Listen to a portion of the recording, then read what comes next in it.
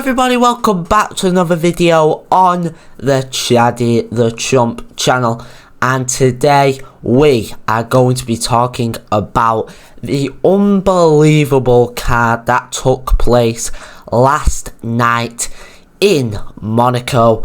It was a truly special card, especially for a non-pay-per-view.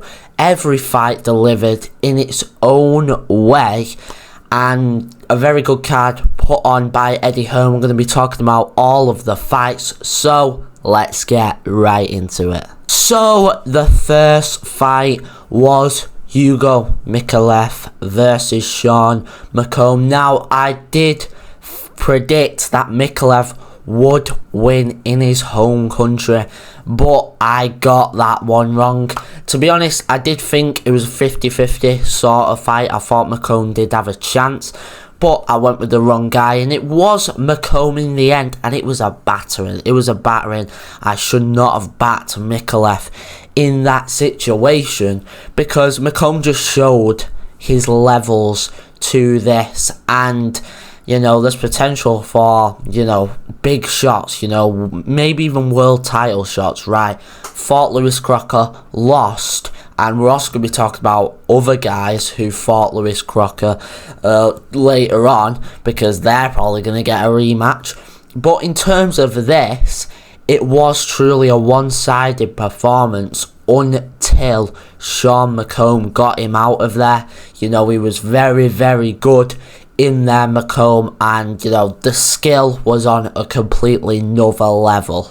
Now let's talk about the second fight that was on the card.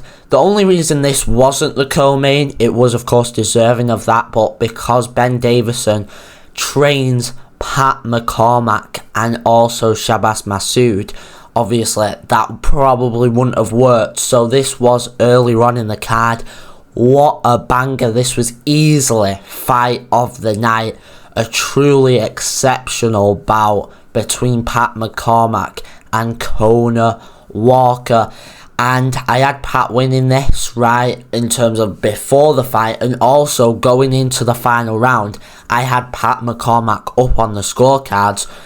But the experience, played a factor in this, and Pat McCormack was gassed during that 12th.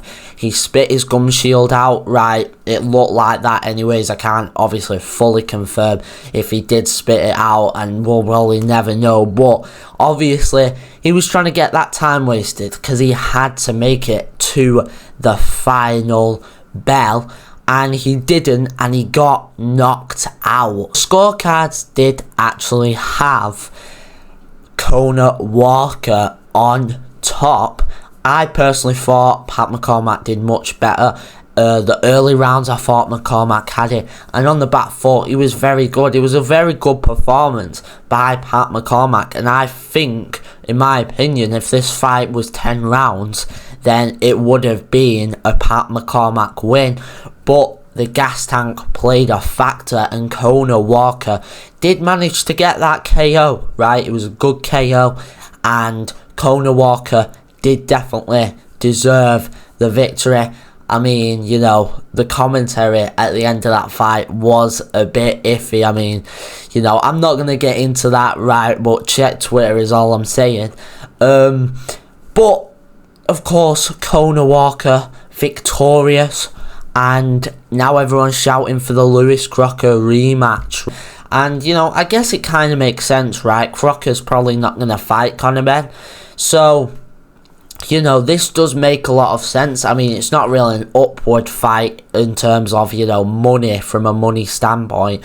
You're probably going to get around the same you got when you fought Paddy Donovan for Lewis Crocker. But it would be a good fight to make if that did go ahead, and it'd be pretty close as well, right? The first fight they had was close, and some would even give it to Conor Walker, but in my opinion, I think it would be very close, and I think even Conor Walker could even beat Lewis Crocker and become world champion. Obviously, with all the respect in the world, I do think Lewis Crocker is probably the worst out of the 4 champions in the 147 division, but he's still a very, very good fighter, and it would be a very, very good fight to make. Then, going even more down on the card, Johnny Fisher got the win against Balaz. Now, that first round was very, very iffy. Fisher went full in, and he actually got knocked down. Now, it didn't count as a knockdown, but it was pretty clear that, it was a knockdown. So, Johnny Fisher got put down basically by this sort of journeyman, but he managed to get up, and he did much better later on in the fight, and he got the win. He got the knockout in round 3. But, I was a bit nervous there because everyone likes Johnny Fisher, right? And I didn't want to see him lose to this journeyman. But, he managed to get through it and get the win. But in terms of everything, does that really mean he is this, world beater? No, but still British level and a great ticket seller. And, we might see that British title fight possibly happen. I think he's still got to get one more win, but he can get it. Usually these British heavyweights are one win away from getting the title shot. That's kind of the sort of division it is. So especially with Johnny Fisher, since he is a good ticket seller, so it would be appealing to make a British title fight for him. But I do believe he's got to get just one more win. Now, the co-main event was a very interesting one. Ferreira versus Turam. I said that Ferreira would win, but I weren't too familiar with the fighters. But Turam, I don't even think she landed one jab in that fight. It was literally just, heavy shot after heavy shot. The female Deontay Wilder, in my opinion, because, she absolutely just banged and, just basically went through Ferreira easily, right? I wouldn't say it was very technical though. It was kind of just, you're that and you're that sort of shots.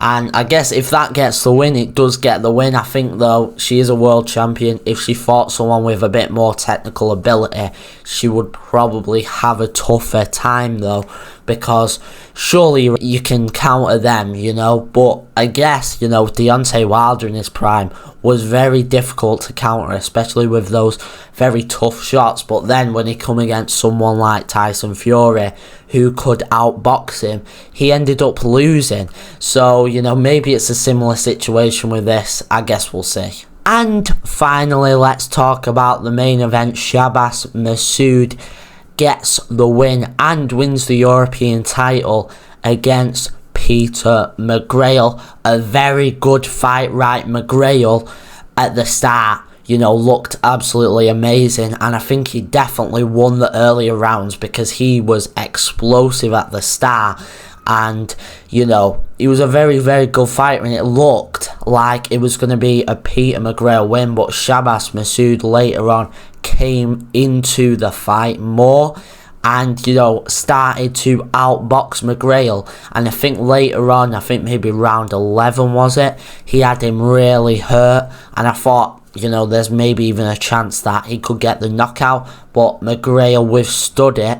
However, he didn't get the victory, and it was a Shabazz Masoud victory. Now, it was a very, very close fight, and I think that you could have given it to either or fighter, and I wouldn't have been mad at the scorecards. I would definitely not be shouting saying robbery or anything like that. I think you could give it to either. I had it as a closer fight, although Masoud, I guess, is the winner and probably the rightful winner, but it was close, and I wouldn't mind seeing a rematch between these two fighters, because to be honest, that division in terms of British, is a very, very stale. There isn't any other British fighters. Of course, at the very top, you've got guys like Naya Inoue in that sort of area, but I don't think Shabazz Masoud's fighting Inoue anytime soon. He did mention moving up, and that could even mean a possible Nick Ball fight, But I think a rematch could happen, and I wouldn't mind to see that. Or move up, maybe take one fight in that higher division and then challenge Nick Ball. But anyways, guys, that is my review of the Monte Carlo Showdown 6. A very, very good show. And to be honest, can't wait for the next one next year. This is an annual thing. So, you know, we'll be seeing it next year. And the rest of December is pretty tasty as well. Not really much boxing next weekend, although Matchroom have a show in the US. But the week after is absolutely stacked. There's about 5 shows. AJ v Paul, Simpson versus Williamson, Matchroom go to Ghana as well. It's absolutely stacked, so we are going to be talking about that in just under 2 weeks. But anyways, guys, comment down below your thoughts on this card, and I will see you in the next one. Goodbye.